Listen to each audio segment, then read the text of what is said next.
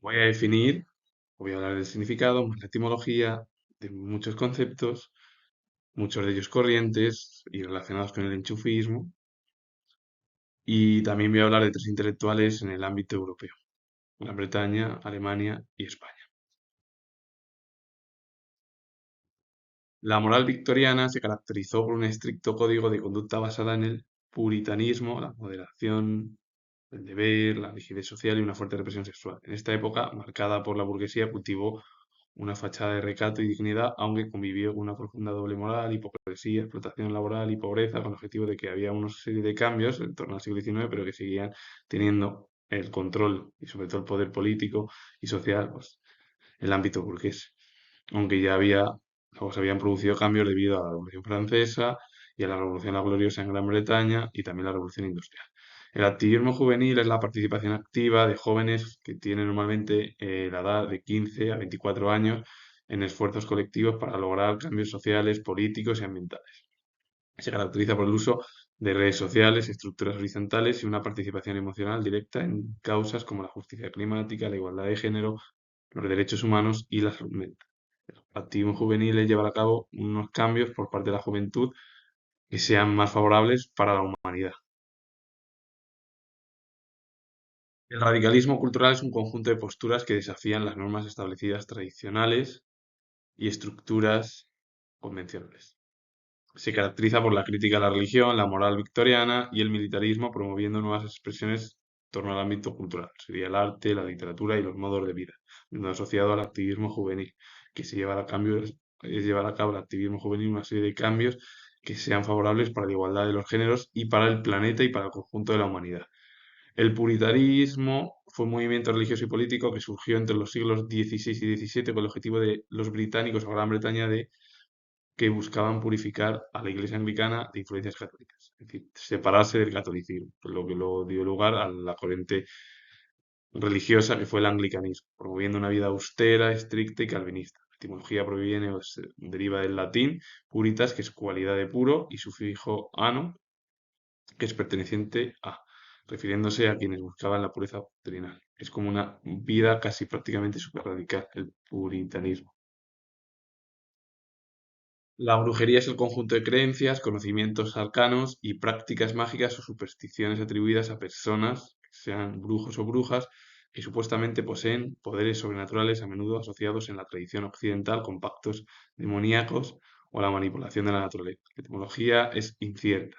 Probablemente venga de raíces prerromanas o celtas como brustia o bruxta, que significa hechizo, evolucionando desde figuras de sabias, bueno, serían o curanderas, la persecución por herejías, porque la brujería existió en la Edad Moderna, en Europa, en España, con el objetivo de llevar a cabo una serie de ideas que luego al final fueron perseguidas por parte de las instituciones católicas y políticas. Y eran como algo pues que podría, pues algo que no era verídico o científico, la brujería, por ejemplo. La psicografía se refiere principalmente a la supuesta técnica espiritista, donde un medium escribe mensajes dictados por espíritus, que sea la escritura automática. La etimología proviene del griego de psique, que significa alma o actividad mental, y grafein es grabar o escribir. También se usa en marketing para segmentar consumidores o personalidades, intereses y valores, que sería la AIO, pero en realidad está más relacionada con los medium, que es un medium es una persona terrenal que viene de arriba, algo de los espíritus, y que ahí lo escribe.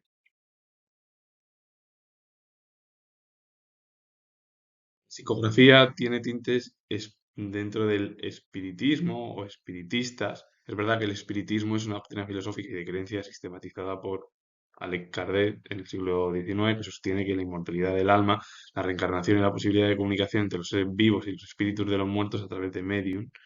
La etimología proviene del francés spiritisme, que está formado por spirit, que es espíritu, más el sufijo isme, que es ismo, que significa doctrina, acuñado para definir el estudio de la naturaleza y el destino de los espíritus. El espiritismo es una corriente que está relacionada con el ámbito de la filosofía y de las creencias que hay espíritus, y que el principal precursor de esta corriente o teoría fue Alec Kardec, que por cierto, tengo un vídeo sobre él, si alguien quiere ver, con varios ejemplos de lo que fue. La ciberpsicología es una rama de la psicología que estudia la interacción entre los seres humanos y la tecnología, analizando cómo el entorno digital, redes sociales, realidad virtual o incluso la inteligencia artificial en la mente, las emociones y el comportamiento. Examina tanto el impacto psicológico como el comportamiento humano en entornos de línea. La ciberpsicología es asegurarse con el objetivo de ayudar a las conductas que hay en las redes, en el ámbito del Internet, que sean lo más favorables para los humanos.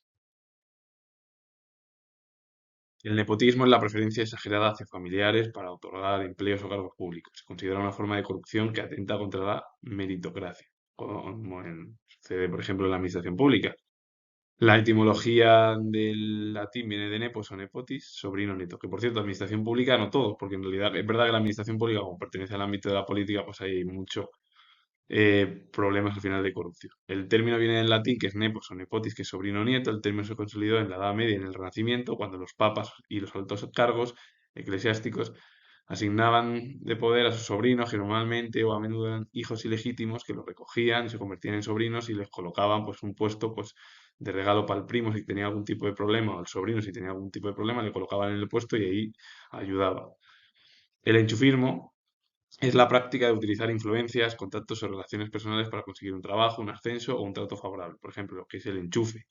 Es un término más coloquial en España o en el ámbito sobre todo de América del Sur o Iberoamérica para describir el amiguismo o el nepotismo. La etimología deriva de la palabra enchufe, que es aparato en el cual se conecta para llevar a cabo la corriente eléctrica, como los aparatos, por ejemplo, televisiones, móviles, ordenadores, todo, porque ahí de ahí ese cable lo que hace es llevar la energía para que se vuelva a recargar el propio aparato. Metafóricamente, enchufarse significa conectarse a una fuente de poder o influencia para obtener energía, que es es decir, es enchufarte a alguien que tengas algún conocido, algún amigo o algún familiar. Por ejemplo, he hablado de nepotismo, enchufismo, el favoritismo, el amiguismo, son sinónimos. El favoritismo es el concepto más general, implica dar trato preferencial o ventajas a una persona o grupo específico, ya sean amigos o conocidos, sin importar el mérito, basado simplemente en el gusto o en la relación, por ejemplo. Es decir, da igual que tenga una carrera que no, que si le meto yo y estoy ahí en el poder, pues bueno, le incorporo. O sea, a tu hermano o a tu cualquier familia, es decir, da igual lo que hacen, por ejemplo, los ámbitos políticos o en otro tipo de empresas también, por ejemplo. La etimología pues, se compone de la palabra favor, del latín favor o favoris, y el sufijo ismo, que es la doctrina práctica o sistema. Significa, por tanto, la práctica de hacer favores o tratos especiales a gente conocida o normalmente amigos o familiares, por ejemplo. El amiguismo es la tendencia y práctica de favorecer a amigos, conocidos o colegas, otorgándoles puestos, contratos, privilegios o ventajas sin tener en cuenta sus méritos o capacidades. Se considera una forma de corrupción o parcialidad que perjudica el derecho de otras personas más capacitadas. Por ejemplo, el sinónimo de nepotismo, favoritismo, enchufismo, por ejemplo, porque es el que favorece a familiares. La etimología también proviene de la palabra amigo, que a su vez viene del latín, de amicus, que es amigo, derivado del verbo amare, que es amar, y el sufijoísmo es una doctrina, tendencia, práctica, y literalmente significa la práctica o tendencia de actuar en favor de los amigos, como pasa con el favoritismo, el enchufismo o incluso el nepotismo. La meritocracia es el sistema en el que las personas acceden a funciones, cargos de responsabilidad o recompensas basándose en sus méritos profesionales, ya sea la formación, las capacidades, el esfuerzo, la ética y el compromiso, que nada tiene que ver con el enchufismo, por ejemplo, o el nepotismo. Se considera la forma de gobierno o gestión donde la posición social o laboral se gana, no se hereda ni se obtiene por influencia. La etimología es un término híbrido porque está compuesto por raíces dentro del latín de meritum, que significa recompensa o merecimiento, y kratia del griego kratos, que es poder o gobierno. Literalmente significa gobierno o poder de los que merecen o los que están más capacitados, por ejemplo. Contrario a enchufismo, nepotismo, favoritismo, amiguismo. El internacionalismo es una doctrina o tendencia política que defiende los intereses internacionales, la cooperación y la solidaridad entre naciones debe prevalecer sobre los intereses nacionales estrictos. Históricamente también se asocia con el movimiento obrero, que sería proletariado, que preconiza la unión entre trabajadores del mundo por encima de sus fronteras. Ejemplos de internacionalismo liberal, por ejemplo, son la ONU. La etimología está compuesta por raíces latinas, formado por el prefijo inter, que es entre, natio, nación, y que son nación, el sufijo alis, que es relativo al sufijoísmo, doctrina, movimiento, sistema, significando literalmente el propio internacionalismo, doctrina que se sitúa entre naciones, por ejemplo. El mundialismo y el globalismo son muy parecidos, pero bueno, no tienen cercanía en conceptos. Es verdad que son ambas corrientes, como el internacionalismo. Lo que pasa es que el mundialismo es una corriente que promueve la unificación del mundo, a menudo buscando una gobernanza mundial, una estructura supranacional que supere la soberanía de los estados-nación. Se asocia con la integración económica, la homogeneización cultural y la creación de una aldea global. El mundialismo suele llevar la idea de un solo mundo, que es mundialización, más allá de la cooperación entre partes. La etimología proviene del latín de mundus, mundo, más el sufijo al, que significa relativo a, y por último el sufijo ismo, que es doctrina, sistema, literalmente significa la doctrina o sistema relativo a la totalidad del mundo, que es la unión de llevar a cabo un mundo y un gobierno unido y no gobiernos, por ejemplo, diferentes o divididos. El globalismo es la ideología postura económica que promueve la interconexión mundial, priorizando la cooperación y los mercados globales sobre la soberanía nacional. Se diferencia de la globalización porque eso es un proceso técnico económico al ser una visión que impulsa este modelo, a menudo criticado por favorecer élites transnacionales y reducir el control de los gobiernos nacionales. La etimología proviene del inglés globalism, que está formado por la palabra global, que es del latín globus, globo. Globus viene del latín, entonces globus es globo, esfera o conjunto total, y el sufijismo que es ideología, sistema, doctrina.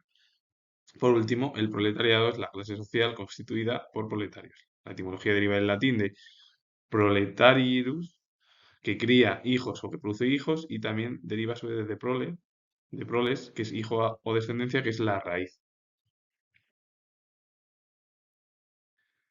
El internacionalismo liberal es una doctrina política exterior que sostiene que los estados liberales deben cooperar y utilizar instituciones internacionales, el comercio y a veces la intervención, ya sea militar o humanitaria, para promover la democracia, los derechos humanos y la economía de mercado a través del nivel global. Busca superar la anarquía internacional, fomentando la interdependencia y un orden basado en reglas. El internacionalismo liberal lo que lleva a cabo son intervenciones, pero con el objetivo de que se lleven a cabo reglas o leyes. Y el internacionalismo anarquista es todo lo contrario, es una corriente basada en la solidaridad transnacional y la abolición de las fronteras, proponiendo una revolución mundial y la organización federalista de los trabajadores. Se opone firmemente a todos los que son estados-nación, promoviendo la ayuda mutua y la libre asociación a nivel global, contrario al internacionalismo liberal. Y el internacionalismo obrero promueve la unidad de la clase trabajadora más allá de las fronteras nacionales para combatir el capitalismo global. El capitalismo global es la fase actual del sistema económico caracterizada por la integración mundial de mercados, producción y finanzas, dominada por corporaciones transnacionales que operan más allá de las fronteras nacionales. Impulsado por el neoliberalismo, este sistema fomenta la libre competencia, la privatización y la desregularización, pero a menudo aumenta la desigualdad y concentra el poder de una élite. Porque el capitalismo es así más o menos igual que el comunismo al final. El sindicalismo es el sistema de organización y movimiento social donde los trabajadores se agrupan en sindicatos para defender sus intereses económicos y laborales, surgidos tras la Revolución Industrial en torno al siglo XIX, aunque bueno, surgió en Gran Bretaña en el siglo XVIII y ahí se extendió al resto de Europa. Y la etimología del término proviene del griego síndikos, que es protector o defensor, y derivado de sínkon y dikein, que es hacer justicia. John Berger, bueno, a partir de aquí voy a hablar ya de los intelectuales europeos. John Berger fue escritor, crítico de arte y pintor británico. Sus obras más destacadas pues es G, de 1972, ganadora del Booker Prize, y otra obra es Modos de Ver, de 1972 también, texto de referencia básica para la historia del arte. Por cierto, Modos de Ver es un ensayo que realizó el escritor británico. ¿Cuántos conocen a esta figura sociológica, es decir, a este pensador o sociólogo español en España? Si digo la verdad, Armando de Miguel, yo creo que no me suena a nadie. Y fue uno de los sociólogos más importantes de la era contemporánea, sobre todo del siglo XX y de la actual. Él fue sociólogo español, considerado clave en la sociología moderna, es decir, dejó huella en el pensamiento sociológico de nuestro país, pero que muy poca gente lo conoce. Hermann Hesse fue novelista alemán cuya obra indagó en temas como la búsqueda de la autorrealización y la espiritualidad. Una de las figuras más destacadas dentro de la escritura de la primera mitad del siglo XX, junto a otros escritores como fueron Alfred Döblin y Thomas Mann, o bueno, los hermanos Mann, sobre todo Thomas Mann es mucho más importante. Henry Mann fue su hermano y, bueno, pues también dejó huella en la literatura germana. En 1946 recibió el Premio Nobel de Literatura, utilizó en ocasiones el seudónimo de Emile Sinclair y una de sus obras es Bajo la Rueda de 1906, donde ahí expresaba la rebelión contra la autoridad. Un hombre, un intelectual, mejor dicho, que dejó huella en la cultura germana y fue muy importante junto a Döblin, Thomas Mann y otras tantas figuras, por ejemplo, de la cultura germana del siglo XX. Con ello finalizo. Comentar que soy historiador y os gusta este vídeo con la definición, la etimología y por último tres intelectuales en el ámbito europeo dentro de la cultura, darle a like, suscribiros, comentar y de nuevo repito que soy historiador y nos vemos en el próximo vídeo.